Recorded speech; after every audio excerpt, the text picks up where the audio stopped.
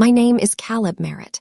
I'm 31, and I found out how much I was worth to my family the morning my brother's real estate agent called my cell phone instead of his. It was a Tuesday in March. I was in the middle of a site inspection for a commercial job in Raleigh, hard hat on, plans under my arm, when an unknown number came through with an area code from back home in Denton, Texas. I almost let it go to voicemail. I should have. Instead, I answered, and a cheerful woman named Sandra introduced herself as the loan processor for a property at 412 Clearwater Loop.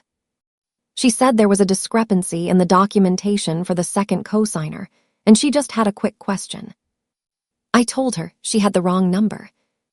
She read my name back to me, Caleb James Merritt, Social Security number ending in 4471, annual income, which she listed down to the dollar, the same income I'd reported on my taxes the year before. I stood in the middle of that job site and felt the ground shift under me the way it does in the seconds after something structural gives way. I didn't show it. I've spent my whole life not showing it. I told Sandra I'd call her back, and I walked to my truck, and I sat there for a long time in the parking lot with the engine off. My brother Preston had used my identity to co-sign a mortgage, a $387,000 mortgage, without asking me, without telling me, without a single conversation. He had just taken my name the way you take a pen off someone's desk, used it, and set it back down, and apparently assumed I would never find out. He assumed wrong. What I did over the next 6 weeks undid 11 years of silence. And the thing that finally broke my family open wasn't a fight, wasn't a lawyer, wasn't even the money. It was a document none of them knew existed, sitting in a filing cabinet in my grandmother's spare bedroom, that proved every story they had ever told themselves was a lie. But I'm getting ahead of myself. You need to know who I was before that parking lot to understand why that phone call landed the way it did. Welcome back to Silent Drama Stories, the channel where the quietest person in the room turns out to have been keeping the receipts all along. If someone in your life has ever used your name like it was theirs to spend, this one is for you. Drop a comment and tell me the moment you realized you'd been treated like a resource instead of a person. And subscribe, because this story doesn't end where you think it does. I grew up in Denton in a 3-bedroom house that felt smaller every year. My mother, Carol, worked reception at a dental office for 22 years. My father, Gene, drove long-haul routes until his back gave out when I was 15, and after that he was home all the time in a way that made the house feel different, quieter and heavier at once. Preston was 4 years younger than me, the kind of kid who was always in a performance even when there was no audience. He played football badly but loudly. He made friends the way some people make noise, a lot of it, and without much effort. My parents watched him the way people watch a fire, warm and bright and consuming. I watched them watch him and understood very early that my job in the family was different from his. His job was to shine. My job was to not require anything. I was good at my job. I taught myself to be. By 16, I was working weekend shifts at a hardware store and banking half of every paycheck. Not because anyone told me to. Because I had already understood, in the wordless way children understand these things, that there would not be a safety net for me. Whatever I wanted, I would have to build the scaffolding myself. I got a construction management degree at a state school on a combination of merit aid and the money I had saved. I paid for my senior year out of pocket when my father had a particularly bad winter and my parents needed help with their heating bill, and I wrote the check without being asked because that was what I did. That was what I was for. By 28, I was a project manager for a commercial construction firm based in Raleigh. Good salary, modest apartment, no debt.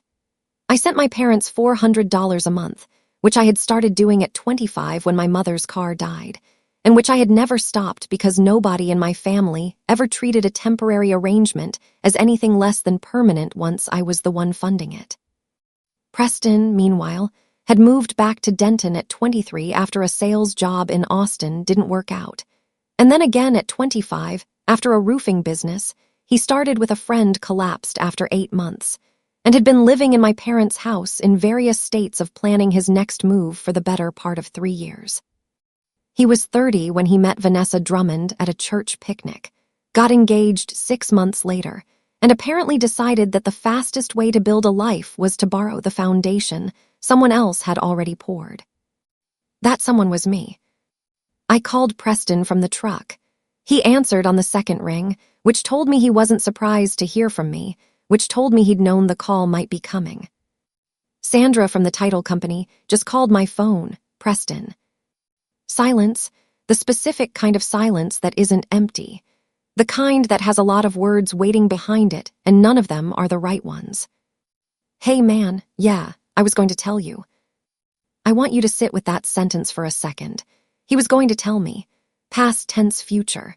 The action had already happened, the paperwork was already signed, the loan was already being processed, and he was going to tell me. The way you're going to call someone back and then you don't, because the moment has passed and what was urgent became inconvenient. You already signed it, I said. I mean, it's not a big deal. You're not on the hook for anything. They just needed a second income on the application to hit the threshold. I make enough to cover it myself, I just don't have the history yet. Vanessa's dad knows the broker, and he said this was the cleanest way to. Preston. I said his name the way I had learned to say things that needed to stop, flat and final. You signed my name to a mortgage without my knowledge.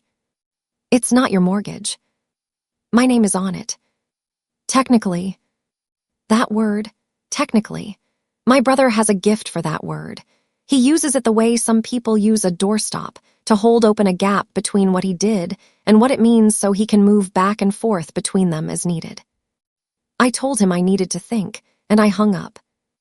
I sat in that truck for 45 minutes. I had a site walkthrough in an hour. I went to it. I took the notes I needed to take. I shook the hands I needed to shake. I drove back to my apartment that night and I sat at my kitchen table with a yellow legal pad and I wrote down everything I knew and everything I needed to find out because that is what I do when something breaks. I don't perform the crisis. I assess the damage. Here is what I knew by the end of that night. My name was on a mortgage for a property I had never seen, in a neighborhood I had never visited, for a man who had not asked my permission. If Preston missed a single payment, it would hit my credit. If he defaulted, I would be liable for $387,000. And if Vanessa's father's broker had done what Preston suggested and simply lifted my information without my signature, there was a word for that. The word was fraud. I did not call my parents that night. I had learned a long time ago that calling my parents about Preston was like calling the fire department and getting connected to the arsonist. My mother would listen to me for 45 seconds and then spend the next 10 minutes explaining what Preston had been going through lately and how he was really trying this time and how Vanessa was such a good influence on him, and I just needed to give it a chance. My father would agree with whatever my mother said. In the quieter and more resigned way he agreed with most things, and nothing would be different except I would have spent the emotional energy of the conversation and gotten nothing back. I knew this because I had made that call before, in various forms about various things, for 27 years. So instead of calling my parents, I called my Uncle Wyatt. Wyatt Merritt is my father's younger brother. He is 54 years old. He has never been married. He drives a truck that is 22 years old and still runs because he maintains it with a devotion that borders on love. And he is the only person in my family who has ever treated me like I might have a perspective worth hearing. He answered on the first ring, which is Wyatt's way. He asks you what's going on before you've said anything, because he can always tell. Talk to me, he said. I told him, all of it. Sandra, the mortgage, the conversation with Preston. The word I had written on my legal pad and circled twice. Wyatt didn't say anything for a long moment. I could hear him in his shop, the sound of something being set down on a metal surface. He used your actual signature, or did he fill it in himself? I don't know yet. Sandra is sending me the application documents. You need to look at those before you do anything else. I know. And Caleb, he said my name the way my grandfather used to say it, like it was a complete sentence. Whatever's in those documents, whatever Preston says when you push back, I need you to know something first. I waited. Your grandmother left something for you before she passed. You know she passed in November, and I've been trying to find the right time, and I don't think there is one, so I'm going to tell you now. She left something for you that's going to matter for what's coming. Come home this weekend. Come to the house. I'll show you." Grandma Loretta had been gone 5 months. I had driven back for the funeral, stood at the graveside with my family, driven back to Raleigh 2 days later. Nobody had mentioned anything about what she'd left. I had assumed there wasn't much. She had lived in the same house for 41 years, drove a used Buick, kept a garden in the backyard that she tended with more dedication than most people give their jobs. I loved her fiercely and without complication, which is not something I can say about many people. I told Wyatt I would come. The documents from Sandra arrived Thursday morning. I printed them at my desk and read every page before I did anything else. My brother had not forged my signature. That was the first thing I checked, and when I found what I found instead, I sat back in my chair and looked at the ceiling for a moment because it was, in some ways, worse. He had submitted the application with my financial information, my income, my credit score, my employment history, all of it accurate, all of it obtained from documents I had shared with him 4 years ago when I had briefly considered co-signing a car loan for him before he found another way. He had my social security number from that same period. A broker who knew Vanessa's father and apparently asked very few questions had processed the application. My actual signature was not on the documents. A typed certification line was, which is a thing that exists in certain pre-approval stages of mortgage applications, where information is submitted digitally on the applicant's behalf. The question of whether Preston had the legal authority to do this on my behalf, whether he had obtained any form of consent from me, was the question my brother had apparently decided to answer himself without consulting me. I am a project manager. I manage timelines, budgets, and material specifications for buildings that have to stand up under load. The number of times I have signed off on something that involved another person's name or liability without their explicit approval is 0. Because in the world I work in, that kind of thing is called negligence at best. What my brother had done was not a misunderstanding. It was a decision. He had looked at the gap between what he qualified for and what he needed, and he had looked at me, and he had decided that the distance between those two things was a problem I could solve without needing to know about it. I had spent my entire life being a problem he could solve without needing to know about it. I filed a dispute with the credit bureau that morning. I called the mortgage company and informed them that the application contained my financial information and that I had not authorized its inclusion. I spoke with a woman named Denise who took my statement carefully, asked me several clarifying questions, and told me the application would be flagged and that I would receive written confirmation within 72 hours. I did not call Preston. I did not call my mother. I drove to Denton on Friday evening, directly to my Uncle Wyatt's house, where a light was on in the garage and a pot of coffee was waiting. Wyatt's house is a single-story brick ranch on the edge of town, with a detached garage that is, in his words, a more honest building than the house, because it does exactly what it's supposed to do and doesn't pretend otherwise. He handed me a mug and walked me through the garage to a door in the back that led to a small room he used for storage, one wall of shelving, a folding table, 2 chairs. On the table was a metal filing box, the kind with a handle and a latch painted green, the paint worn pale at the corners. "Your grandmother brought this to me 8 months before she died," Wyatt said. He sat down in one of the folding chairs and wrapped both hands around his own mug. "She said she didn't want it in the house anymore because she was worried Linda would find it. Linda is my mother. She asked me to hold it until there was a reason. She told me I would know the reason when it came." He looked at the box. "I'm pretty sure this is it." I sat down. I opened the box. There were documents inside, organized in labeled folders the way my grandmother organized everything, with the careful precision of a woman who had never had the luxury of being careless. Property records, bank statements going back to the early 1980s, a handwritten ledger in her narrow, careful script, a copy of a will dated 3 years before her death, with a law firm's letterhead and 2 signatures at the bottom. And a letter addressed to me. My name on the envelope in her handwriting, in the same blue pen she had used my entire life. I opened the letter last.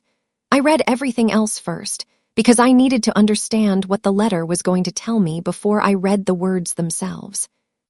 Here is what the document said. My grandmother Loretta had owned the house she lived in outright. No mortgage, no lien. She had paid it off in 1998. The house sat on 3/4 of an acre in a part of Denton that had, in the past 15 years, become considerably more valuable than it had been when she moved in. A comparable property 2 streets over had sold for $420,000 the previous fall. For the last 11 years, my mother had been telling relatives, including her sisters and the members of her Sunday school class, that she and my father had been helping Loretta make ends meet. That Jean checked on the property, that Carol managed Loretta's finances, that they had been carrying a real burden out of love and without complaint. The ledger told a different story. My grandmother had been meticulous. Column by column, year by year, she had logged every financial transaction related to her household. And what the ledger showed was not a family propping up an elderly woman. What it showed was an elderly woman quietly, consistently, and in carefully calibrated amounts, supplementing her son's household whenever they ran short. $16,000 in 2014, when Jean's disability claim was delayed. $11,000 in 2016, for Preston's failed business, classified in the ledger as a gift, with a small notation in parentheses that read will not be repaid. $8,000 in 2018, purpose listed as Carol's request, no details. $1,200 here, $2,000 there, a pattern that stretched across more than a decade. The total, added up in the final column in her handwriting, was $74,400. And the will named me as the sole heir to the property. Not my parents, not Preston, me. Loretta had changed the will 3 years before she died, without telling my mother, without telling anyone except the attorney and, apparently, Wyatt. The note in her own handwriting clipped to the inside cover of the will said only, Caleb was the one who never asked for anything. That's the one you leave things to. I sat in that storage room for a long time. Wyatt sat across from me and didn't say a word, because he is a man who understands that some information needs room to breathe before you try to move around in it. Then I opened her letter.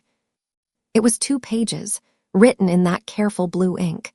She told me she had watched me my whole life. She told me she had seen every time I paid for something without being asked, every time I absorbed something that should not have been mine to carry, every time I made myself smaller so Preston could be bigger. She told me she had wanted to say something for years and had not known how. She said, I used to think keeping the peace was the same as keeping the family. I spent a lot of years on that mistake. You'll spend your whole life paying for other people's shortcuts if you let them, and nobody in this family will stop it from happening. So I decided to do what I could. The house is yours, not because I owe you, because you earned it by never making me feel like I needed to pay. She said, don't let them make this about their feelings. It's about the facts. Stick to the facts. She always knew what I needed to hear, even 5 months after she was gone. I did not go to my parents' house that night. I went to a motel on the far side of town, the kind with exterior corridors and a vending machine that only takes exact change, and I sat at the small desk by the window and I built a document. Not a revenge plan. I want to be precise about that because precision matters to me and the difference matters. I built a record, a factual accounting of what had happened and what I knew, organized chronologically with supporting documentation attached. The mortgage application, the letter from the credit bureau, the ledger, the will, the comparable property sale. I built it the way I build a site report, without adjectives, without accusations, without asking anyone to feel a particular way about what they were reading. I just arranged the facts in order and let them be what they were. By midnight, it was 12 pages. I read it twice, corrected 2 dates, and saved it. Then I called Wyatt to tell him I would be at my parents' house in the morning, and I would be bringing him with me if he was willing. He said, I've been willing for 11 years. What time? Saturday morning. My parents' house looked the same as it always did. Beige siding, flower beds. My mother kept up with the dutiful energy of a person who needed something she could control. A basketball hoop in the driveway that had been there since Preston was 12 and nobody had touched in a decade. My father's truck was in the carport. Preston's truck was parked at the curb, which meant he was there too, which meant my mother had made calls. I had expected that. Carol Merritt is a woman who stages. Whatever was about to happen, she had arranged the audience. I walked in with Wyatt behind me. My mother was in the kitchen doorway, and her face did the thing it does when she's been composing herself. Too still, too warm, the smile already measured out and ready. Gene was in his recliner with the television on low. Preston was on the couch next to Vanessa, who was sitting with her hands in her lap and her eyes on the floor. And I noticed that and filed it away because a woman who has the grace to look at the floor in that moment is a woman who knows something isn't right. "I'm glad everyone's here," I said. I set the document on the coffee table. 12 pages, printed double-sided. I had made 4 copies. Preston said, "Caleb, come on, man. We can talk about this without making it a whole." "I'm not making it anything," I said. "I'm showing you what it already is." I handed a copy to each of them. My mother, my father, Preston. Wyatt stayed by the door. He didn't need a copy. He had helped me build it. "Page 1, I said, and I kept my voice at the level I use on a job site when I need information to land without debate. Not loud, not cold, just clear. "This is the mortgage application for 412 Clearwater Loop. My name is listed as co-signer on line 14. My income and credit history are documented on pages 3 and 4. I did not authorize this. I did not sign this." I was not told about it until the loan processor called my cell phone while I was at work. My mother opened her mouth. I continued. "Page 5 is my correspondence with the mortgage company. The application has been flagged. I have submitted a statement of unauthorized use of my financial information to their compliance department and to the credit bureau." Preston stood up. "Caleb, this is going to tank the whole deal. Vanessa and I are supposed to close in 3 weeks." "I know." "So what, you're doing this on purpose? You're trying to blow up our house." "You built your house on my name without telling me," I said. "What I'm doing is removing my name from something I never agreed to be part of." He looked at my mother. That look. The one that has worked his entire life, the one that says, "Fix this, you're supposed to fix this." And I watched my mother's eyes go from Preston to me and back to Preston, and I watched her make the calculation she had always made and choose the same side she had always chosen. "Caleb," she said, and her voice had gone to the warm, low register she uses when she thinks she can still manage the situation. "You know Preston didn't mean any harm. He just needed some help and he didn't know how to ask." "He didn't ask, that's the point. He didn't ask because he knew the answer." Family helps each other. "Turn to page 7, I said. She looked down at the document. She found page 7. It was the ledger, 3 columns, date, amount, purpose. 11 years of my grandmother's careful handwriting. The room went quiet in a way that rooms go quiet when the air has changed, and everyone can feel it. "Grandma Loretta's financial records," I said.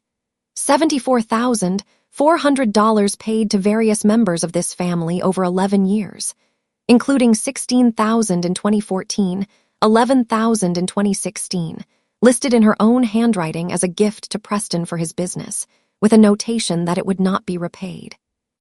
My mother had gone the color of old plaster. "Where did you get that?" she said. "She left it with Wyatt. She wanted it documented." "That's private. Those are private family records she had no right to." "She had every right," Wyatt said from the doorway, and his voice was so quiet and so even that it stopped her mid-sentence. "It was her money and her ledger and she left it to be seen. She asked me to hold it until there was a reason. There's a reason." My father had not said anything.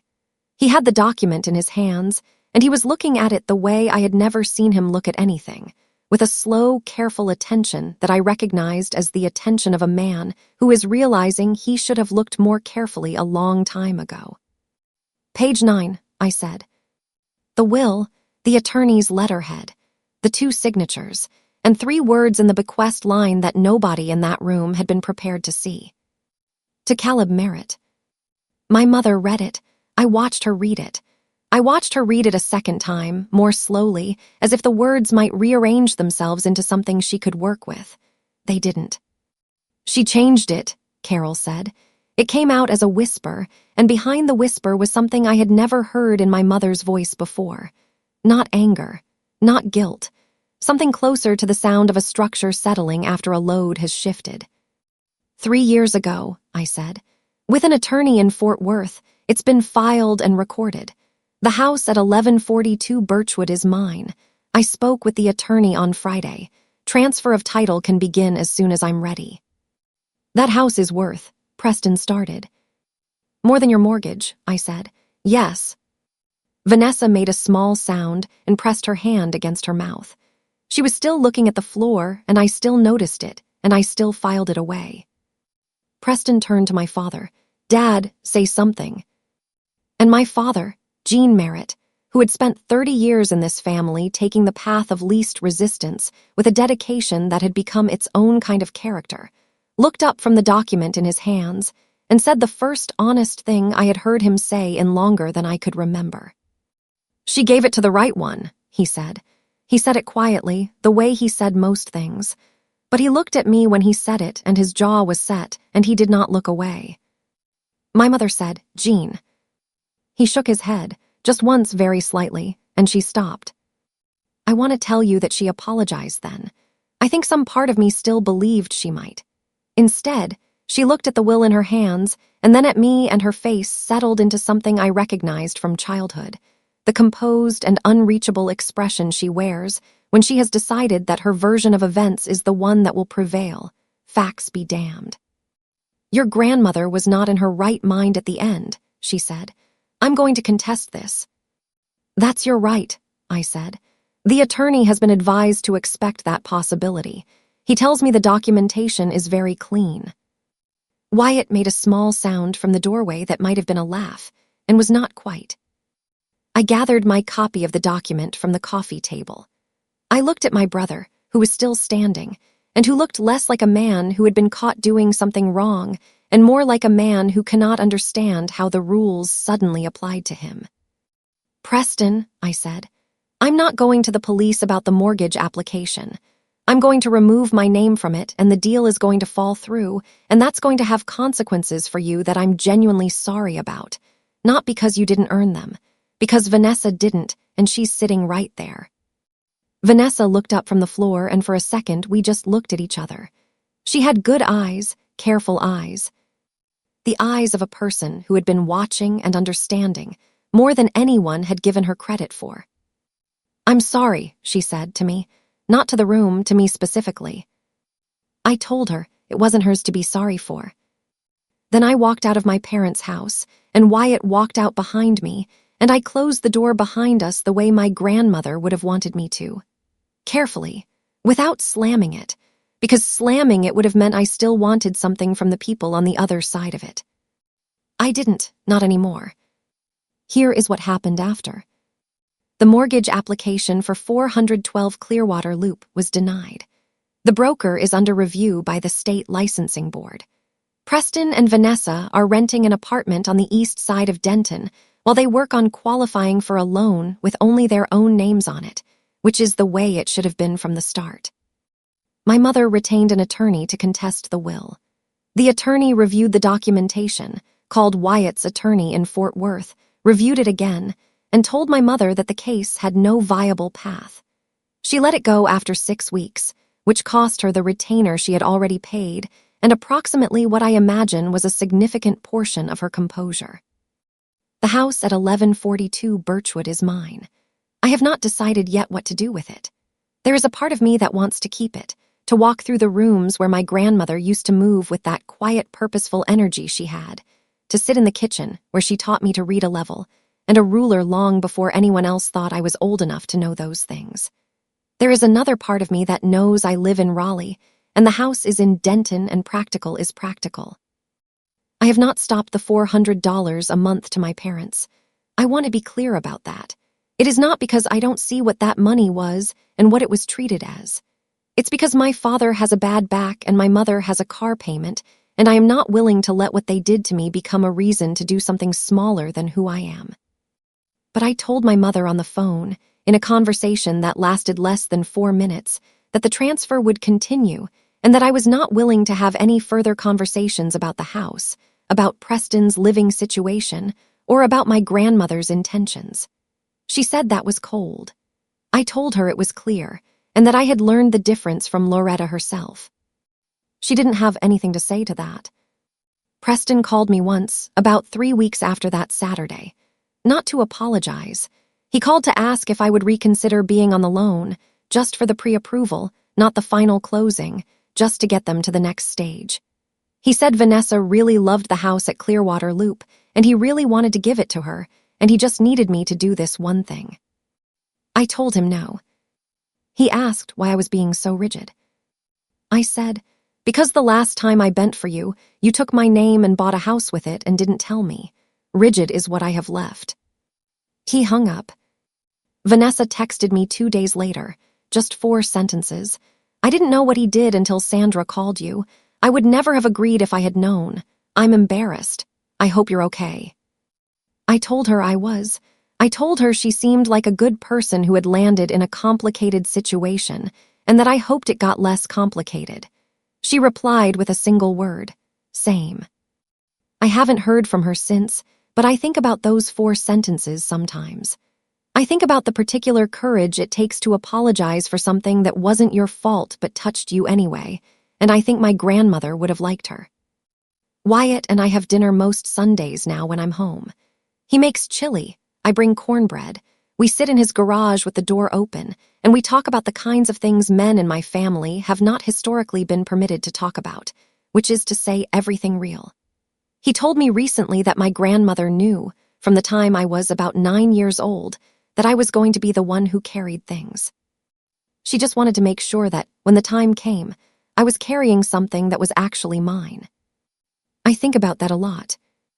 I grew up believing that being reliable was a virtue, and it is.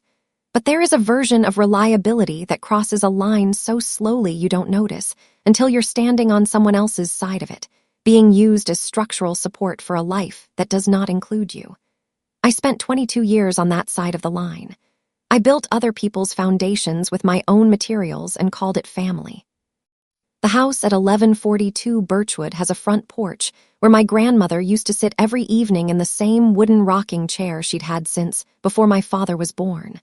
The chair is still there. The porch is still there. I went back last month, and I sat in it in the late afternoon when the light comes through the oaks at the angle that makes everything look like something worth keeping. I sat there for a long time. I wasn't doing it for revenge. I wasn't doing it to make a point. I was doing it because my grandmother left me something solid in a family that had spent 30 years treating me like I was made of money and patience and wouldn't run out of either. She knew I would run out eventually. She just made sure that when I did, there was something there with my name on it that nobody could take back. That's my story. A mortgage, a ledger, 12 pages, and a house that turned out to have been waiting for me longer than I knew. If you've ever been the one who makes things work while someone else takes the credit for the fact that things are working, you know the particular exhaustion of that role.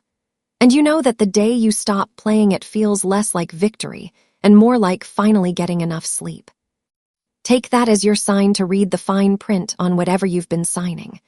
Drop a comment and tell me what you found when you finally looked. And subscribe, because there are more of these stories than most people know, told by the people who were quiet long enough to get the whole picture before they ever said a word. I'll see you in the next one.